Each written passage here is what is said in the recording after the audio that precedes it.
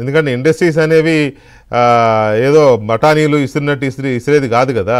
Industries అనేవి చాలా లిమిటెడ్గానే వస్తాయి, అంతే ఆ మేరకు ఎక్కువ వచ్చినట్టే. సో ఇందులో కేంద్ర ప్రభుత్వం యొక్క సహకారం, ప్రధాని నరేంద్ర మోదీ గారి యొక్క సహకారం ఏ మేరకు ఉంది? వికే గారు, ఇందాక గఫూర్ గారు లేవనెత్తిన కొన్ని క్వశ్చన్ మీరు అన్ని కలిసి నేను సమాధానం చెప్పాలి. ఇప్పుడు ఫారిన్ కంపెనీస్, విదేశీ సంస్థలు భారతదేశంలో పెట్టుబడులు పెట్టాలంటే భారతదేశాన్ని మొత్తాన్ని ఒక దేశంలాగా పరిగణిస్తాయి తప్ప ఆంధ్రప్రదేశ్, కర్ణాటక, తమిళనాడు, గుజరాత్ అని చెప్పారు. ఇప్పుడు వికసిత భారత్, మనం భారతదేశాన్ని థర్డ్ లార్జెస్ట్ ఎకానమీగా చేయాలి అని అనుకుంటున్నాము అంటే అన్ని రాష్ట్రాలు కలిస్తేనే అవుతుంది. నేను ఒక చిన్న ఉదాహరణ చెప్తాను మీకు. ఇప్పుడు మనం ఎంతో ప్రెస్టీజియస్ గా కియా పరిశ్రమ గురించి చెప్పుకొస్తున్నాము. కియా పరిశ్రమ ఎట్లా వచ్చింది? 2015 నుంచి 2016 మధ్యలో ముందు ministry of commerce south Korea department వాళ్ళతో మాట్లాడినప్పుడు అక్కడ కొన్ని గ్రూప్ ఆఫ్ ఇండస్ట్రీ జరిగినప్పుడు సరే భారతదేశానికి రావాలి అని నిర్ణయించుకున్నప్పుడు 2017లో మనకు 16-17 ఎండింగ్ లో చంద్రబాబు నాయుడు గారు ఈ గవర్నమెంట్ మనం కియా వస్తుందని చెప్పారు. 2017లో మనకి ఎంఓయూ అయింది. చూసారా, 2 ఏళ్లు పడుతుంది వాళ్ళతో మనం ఫస్ట్ మాట్లాడడానికి కేంద్ర ప్రభుత్వం, దాని తర్వాత రాష్ట్ర ప్రభుత్వం. ల్యాండ్ పూలింగ్ ఇవన్నీ జరిగి మొట్టమొదటి ట్రయల్ ప్రొడక్షన్ అయ్యేసరికి 2019 జనవరి. గఫూర్ గారు 2015లో మొదలు పెడితే 2019లో ఫస్ట్ కార్ వచ్చింది. 2019 మార్చి, ఏప్రిల్ కానీ ఫుల్ గా ప్రొడక్షన్ లోకి రాలేదు. సో 5 ఏళ్లు పట్టింది ప్రభుత్వం మారినాక ఒక ఇండస్ట్రీ పరిశ్రమ పూర్తిగా మనకు వర్క్ అవడానికి.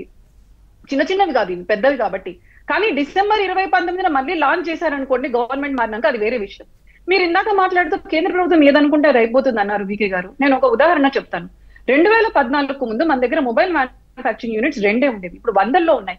మన India highest importer, China bait చేస్తే ఇప్పుడు మనం కొనుక్కునే వాళ్ళం. కానీ ఈ రోజు 80% అమెరికాలో వాడే ఫోన్లు మేడ్ ఇన్ ఇండియా తయారవుతున్నాయి. ఫాక్స్కాన్ కంపెనీతో అగ్రిమెంట్ చేసుకున్నారు మోడీ గారు ప్రొడక్షన్ లింక్ ఇన్సెంటివ్ స్కీమ్ కింద. అంటే మీరు ఇక్కడ తయారు చేయండి, మేము డిస్కౌంట్ ఇస్తామని. మరి అది మీరు అన్నట్టు గుజరాత్ కో మహారాష్ట్రకో పోయిందా? తమిళనాడులో ఉంది, కోయంబత్తూరులో. సో ప్రతిదీ వచ్చే ప్రతి ఇండస్ట్రీ, మరి మన అధికారంలో ఉన్న గుజరాత్, మహారాష్ట్రను, ఇప్పుడు ఆంధ్రప్రదేశ్ అన్ని తీసుకెళ్తే ఊరుకుంటారా అండి? అన్ని తీసుకెళ్లరు కదా, అన్ని తీసుకెళ్తారా? ఏదో ఒక మంచివి అనుకునే కొన్ని తీసుకెళ్తారు, అన్ని తీసుకుపోతా అంటే ఊరుకుంటారు? ఇది ఫెడరల్ స్టేట్, ఇది ఇక్కడ స్టేట్ గవర్నమెంట్ ప్రొయాక్టివ్ రోల్ ఉంది. Yeah, that's what I'm saying. మీరు నా ప్రోమో చూస్తుంటే కేంద్రంతో కోఆపరేట్ చేసుకోవడంలో, కోఆర్డినేట్ చేసుకోవడంలో చూపే చొరవ, అది రాష్ట్ర ప్రభుత్వం కేంద్ర ప్రభుత్వం మధ్య సంబంధాలు.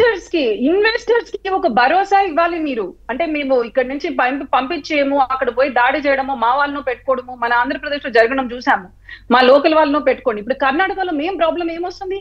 వాళ్ళు ఒక లాంగ్వేజ్ వార్ తీసుకొచ్చారు. మీరు ఇక్కడ 70% కన్నడ మాట్లాడే వాళ్ళు ఉండాలని, ఇది ఒక ఇబ్బంది ఇండస్ట్రీస్ కి. అదే జగన్మోహన్ రెడ్డి హయాంలో కూడా జరిగిన తప్ప అదే కదా. 75% ఇక్కడ వాళ్ళు ఉండాలంటే ఏ కంపెనీ వస్తుంది? ఇన్ఫ్లేషన్ అంటే రేట్లు పెరిగిపోతున్నాయి. కానీ తమిళనాడులో చూడండి, బయట మాట్లాడతారు కానీ మీరు అక్కడ పని చేసే చోట ఎక్కడ కూడా మీకు ఇక్కడ తమిళ వచ్చా కానీ ఇంగ్లీష్ వచ్చా అని చేయరు. నేను ఏం చెప్తున్నానంటే, ఒక ఇండస్ట్రీలు ఇక్కడికి రావాలంటే కేవలం కేంద్ర ప్రభుత్వం ఒకటే కాదు, రాష్ట్ర ప్రభుత్వ విధానాలు ముఖ్యం. ఎంత చొరవ అనేది కాదు, మీరు ఇన్వెస్టర్స్ కి ఎంత భరోసా ఇస్తున్నారు. ఇక్కడికి వస్తే మీకు ఒక స్వేచ్ఛాయుత వాతావరణం ఉంటుంది, మీకు ఒక సెక్యూరిటీ ఉంటుంది, మీకు మేము రోడ్లు ఇస్తాము, మీకు మేము కరెంట్ ఇస్తాము. ఇవన్నీ కన్సిడరేషన్ లోకి వస్తాయి. అండ్ గఫూర్ గారు అన్నట్టు ఇప్పుడు కేంద్ర ప్రభుత్వం, రాష్ట్ర ప్రభుత్వం ఏం చేస్తున్నాయి? గఫూర్ గారు, ఇప్పుడు గడిచిన సంవత్సరంలో 700 కిలోమీటర్లకు పైగా 14,000 కోట్లతో కేంద్ర ప్రభుత్వం నేషనల్ హైవేస్ నిర్మించింది.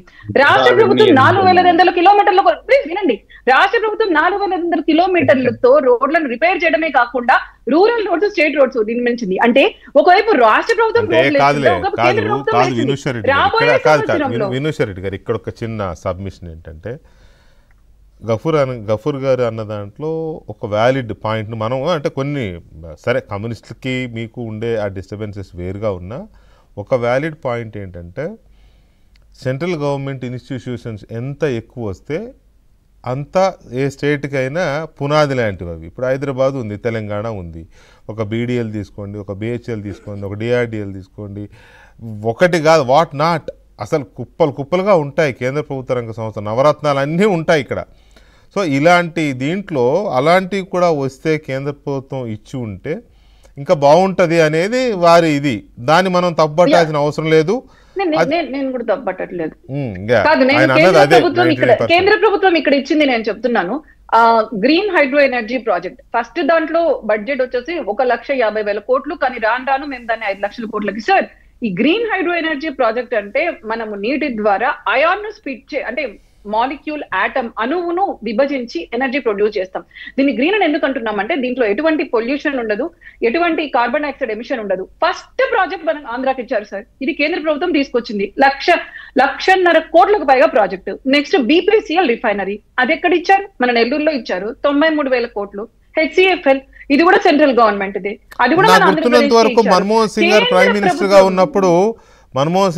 మినిస్టర్ గా ఉన్నప్పుడు చిత్తూరు జిల్లాలో పెట్టిన బెల్ ఏర్పేడ్ దగ్గర, ఏర్పేడ్ కాదు సార్, అది బెల్ కంపెనీ, దాన్ని రాసే అప్పుడు కొన్ని 600 ఎకరాలు ఎంతో దానికి కేటాయించారు. కొంత అమౌంట్ ఇచ్చేసి కొంత చుట్టూ కాంపౌండ్ కట్టి కమాన్ కూడా గేట్ కూడా పెట్టారు. తర్వాత గవర్నమెంట్ మారింది, అది లేచిపోయింది. పెద్ద కంపెనీ. కర్నూలులో ఉన్న డ్రోన్ టెస్టింగ్ సెంటర్ కానీ డ్రోన్ డెవలప్మెంట్ సెంటర్ కానీ అది గవర్నమెంట్ వే వీకే గారు. ఇంకొకటి గవర్నమెంట్ ఆధీనంలో మన్నవరం కరెక్ట్, మన్నవరం ఇప్పుడు గుర్తొచ్చింది. ప్రభుత్వము కొన్ని రంగాలలో ఏవైతే పెట్టుబడులు పెడుతోందో అది మన ఆంధ్రప్రదేశ్ కు ప్రాధాన్యత ఇస్తోంది వీకే గారు.